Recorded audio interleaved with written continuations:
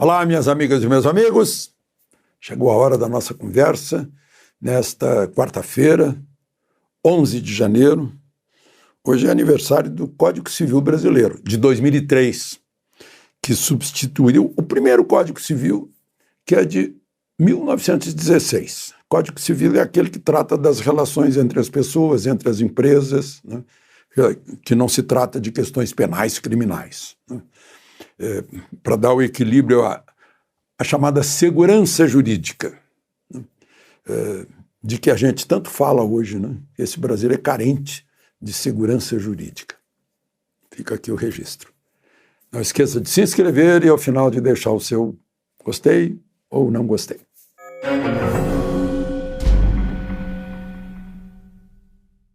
Bom dia.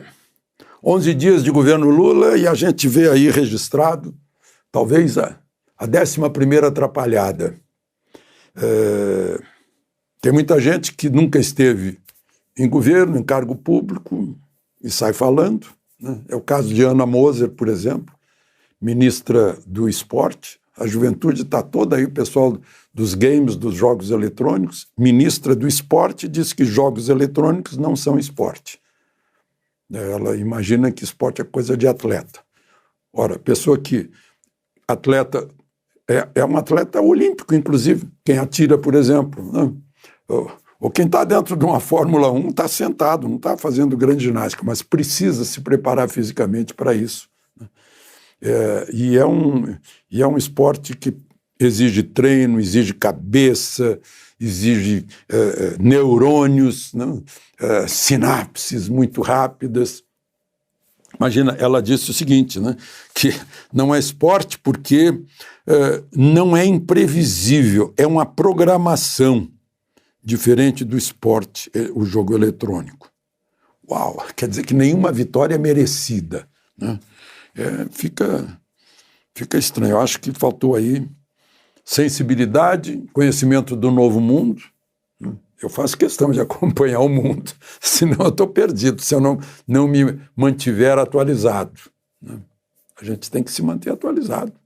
E hoje a atualização do mundo, principalmente na área digital, é muito, muito rápida. Por isso que eu estou aqui conversando com vocês, né?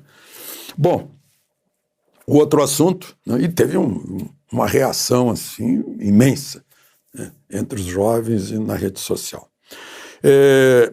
Uma outra... Bom, eu falei que 11 dias e 11 atrapalhadas, né? O Poder 360 relacionou as atrapalhadas, né? Primeiro foi do imposto do combustível, que era para cair, não caiu, virou agora 28 de fevereiro, o da gasolina, o outro fica até o fim do ano, os impostos federais que tinham caído fora do combustível. A medida provisória que altera as regras do saneamento. Gente, o saneamento que está levando água e esgoto para tanta gente que precisa. É uma medida provisória que vai ter que ser revista, não vai passar, né? O fato de ter vindo muita gente para posse e Lula...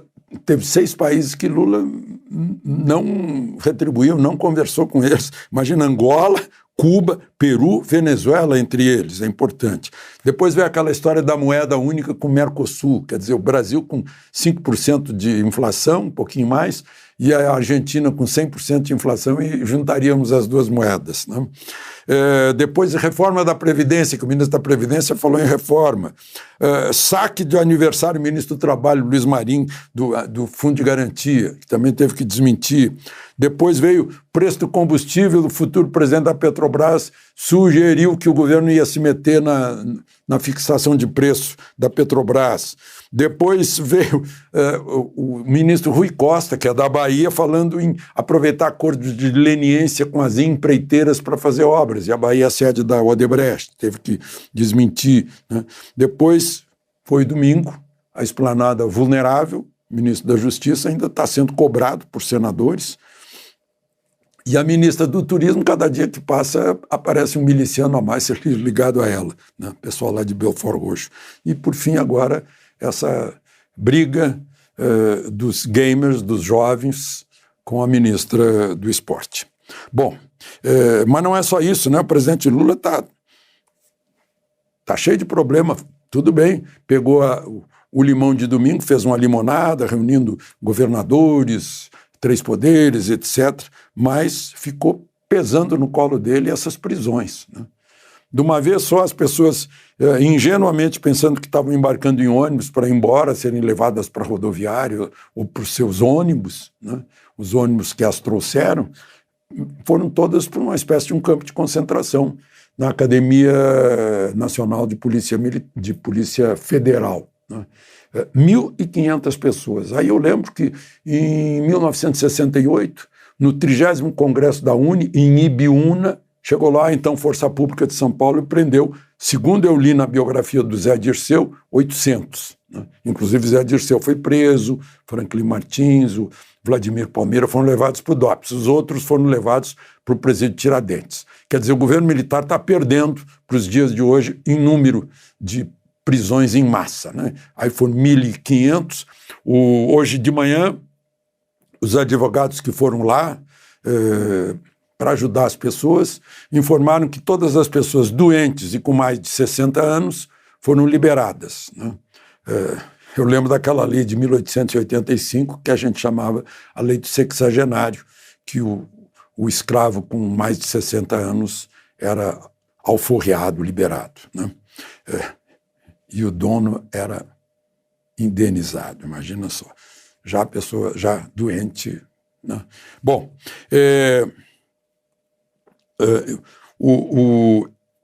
mas e os outros, esses advogados iam entrar com habeas corpus. Mas o governo do Distrito Federal informou que são 763 presos, segundo os advogados, enquadrados em terrorismo e um movimento de força violento para derrubar o Estado democrático, né? E foram levados para presídio da Papuda, os homens, e para a Colmeia, que é também nos arredores de Brasília, as mulheres, né? Os advogados dizem que nunca viram nada parecido no direito brasileiro e que vão fazer pressão sobre os nossos representantes no Legislativo, né, para que se recupere a justiça no Brasil. Enquanto isso, o Supremo, que agora se reuniu imediatamente depois de decisões monocráticas, né, se reuniu e confirmou a decisão do ministro Alexandre de Moraes de afastar o governador de Brasília por 3 meses, de prender o ex-ministro da Justiça, o ministro Torres, né, de prendê-lo. Ele está nos Estados Unidos em férias, está voltando e vai se entregar. E também de intervenção em Brasília, né? Essa intervenção tem que ser confirmada, intervenção na segurança pública. Teria que ser confirmada pela Câmara e pelo Senado, e foi confirmado, e hoje os presidentes da Câmara e do Senado foram levar o resultado da votação, que foi simbólica, para o presidente Lula, e nessa ocasião o presidente Lula chamou de aloprados os que agiram no domingo, na manifestação de domingo. Eu lembro que a última vez que ele usou esse termo foi em 2006, quando era presidente da República, e um grupo de 7 petistas foi preso em flagrante na negociação de um dossiê contra José Serra, que era candidato ao governo do estado de São Paulo versus Mercadante, e contra Geraldo Alckmin, que seria candidato à presidência da República contra Lula. E ele chamou aqueles 7 de aloprados. Tem mais uma ironia nisso tudo, é que há uma ameaça de novas manifestações em Brasília e há a possibilidade de o governo federal usar forças militares, as Forças Armadas, para isso. Só que para usar isso tem que decretar uma garantia da lei e da ordem, que era exatamente o que os manifestantes de domingo estavam pedindo,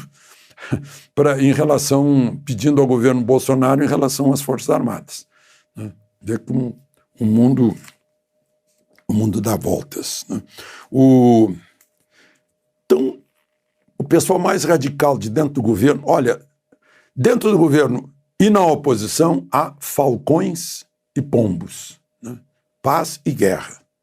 Tem gente... E os falcões do PT estavam já querendo a cabeça do ministro da Defesa, José Múcio Monteiro.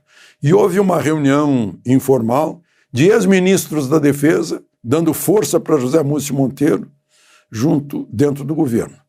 Jobim, que foi ministro da Defesa de Lula, o Aldo Rebelo, que foi ministro da Defesa de Dilma, o general Fernando Azevedo, que foi ministro da Defesa de Bolsonaro, e, assim, Jacques Wagner, que também foi ministro da Defesa do governo petista.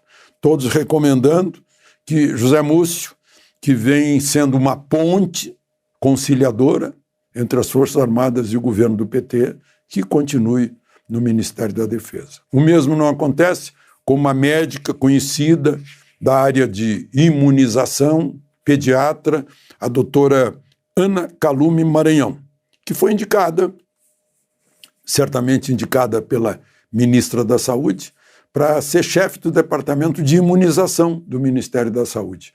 Mas os informes que chegaram lá no Gabinete Civil vetaram o nome dela, dizendo que ela já fez postagens apoiando a Lava Jato. Então a gente vê que a política com P minúsculo está muito maior que o mérito da pessoa. Não é a primeira vez, não é surpresa nessas escolhas aí de ministros. Bom, eu tenho a impressão que entre os assuntos de hoje nós já terminamos e vamos esperar, né, a evolução dos acontecimentos. Eu já citei aqui o príncipe Luís, um amigo nosso da família real portuguesa, que já se foi anos atrás, e ele costumava a nos dizer: vamos deixar que os acontecimentos aconteçam. Nós estamos, eu já falei aqui, meio nas mãos do acaso, o que é muito preocupante. De Brasília, Alexandre Garcia.